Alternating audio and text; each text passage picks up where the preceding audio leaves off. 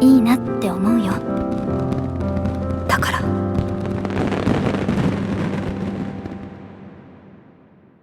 兄さん。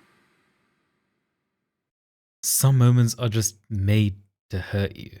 The story that led up to here, the understanding both our characters reached, the careful, intricately planned interactions, the considerate, detail-oriented dialogue and actions, everything this anime had done up to this moment made me want to believe that this was the confession. That finally, after several episodes of watching two people struggle with their emotions, we get to break the seal and experience true happiness for them both.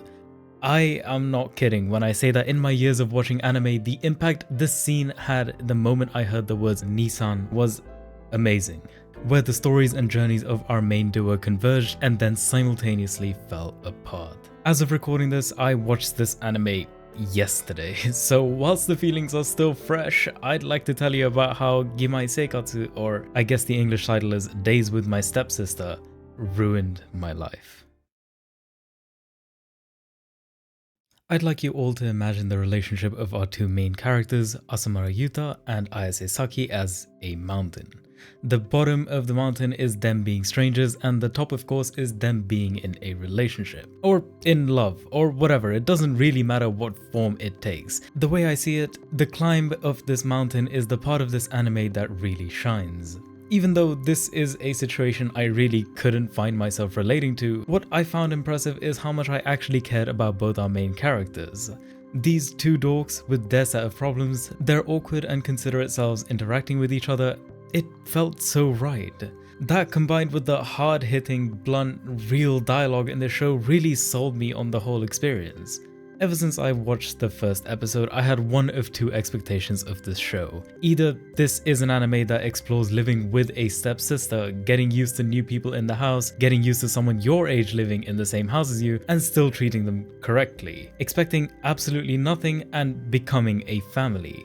Or the second approach, which is having all of that and then they both slowly fall in love with each other. Now, I think it was safe to assume that the first type of story where they don't ever fall in love wouldn't be that entertaining, so them falling in love was probably par for course.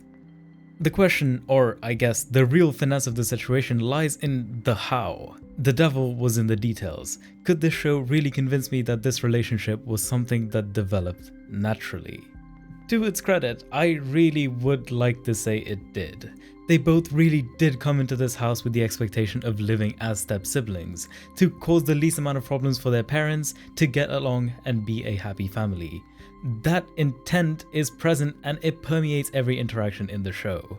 Whether that is Yuta changing the bathwater for Saki or Saki agreeing to make food for Yuta every day, they really do start the show fully intending to slot into their family role. So I'm watching this show, and somewhere along this journey I realized this was the type of show where they slowly fall in love with each other. The question was, when would that moment come? When and how would they both realize they were in love with each other? I sure hope it isn't too quick. I sure hope it isn't too boring. Please just give me some sauce. I remember watching the scene where Saki realized that Yuta changed the bathwater, thinking, is this going to be the reason she comes to like him? Or was it because he rejected her desperate attempts to sell herself in episode 3? Or was it going to be the moment where he saves her from being run over in episode 4? All of these moments were important. They were emphasized as such, and there was genuinely a way all of these moments could have been the point where either of them fell in love. Which is why it's also so beautiful that all of these moments were and weren't the moment it really happened. Every action, every feeling, every gesture was both done with the intent to become a real family, and yet they served as a small step up the mountain to them becoming real lovers. I could see in every episode how far they'd come from the foot of the mountain. I liked how the small gestures and actions mattered. There was also a consistent through line with Saki's diary showing us how those actions slowly piled up into her feeling in love. The cracks in this relationship were always there, but a consistent truth in the show that I grew extremely fond of was the fact that they still referred to each other with their family names. It was an active act of rebellion. They actively chose not to close that door. 例えばゆうた兄さんとかしっくりこないから。そうそう。ゆうたもかい？綾瀬さんと同じ。しっくりこないかな。だからこそ彼を兄さんと呼ぶわけにはいかない。 As the small steps piled up, the relationship gradually looked more and more like two people in love. And just as I was thinking it could be any moment now, the pool scene finally happened and solidified both their feelings, and we could finally move towards the summit. Just a little bit more to go. The climb itself has been such a beautiful experience and we're almost at the peak. So then, how does it happen?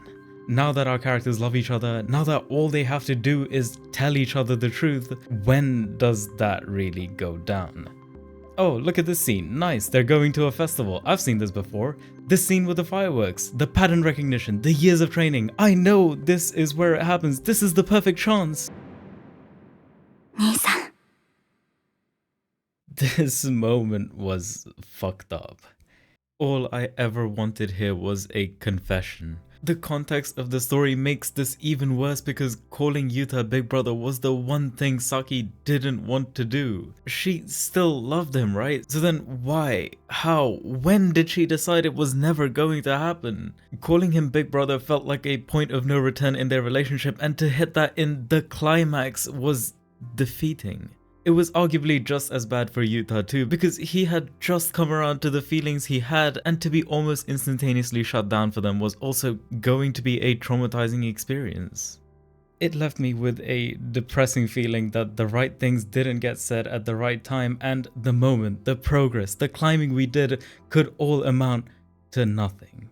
Like, this moment alone was gonna set us back 20 days, which in the context of this story is kind of a long time. The execution of this moment was beautiful. Everything that was built up to here, everything that I wanted to believe was going to happen, everything suddenly shattered as we looked forward to the next big conflict. What followed from here in the next few episodes was a feeling that I genuinely hoped it all worked out in the end. That by the end of the season, someone talks some sense into both of these idiots and tells them that their relationship is okay, that they're valid for falling in love with each other. That way I could truly come to appreciate the impact of this hard-hitting moment. A moment that made me feel real pain. We fell down the mountain and somehow I think I can actually like it.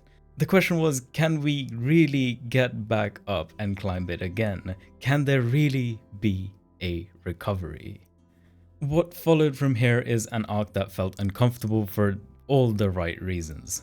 Both of them weren't exactly thrilled with the situation they ended up in. Even if the developments that followed in the story were wholesome, they still really felt wrong.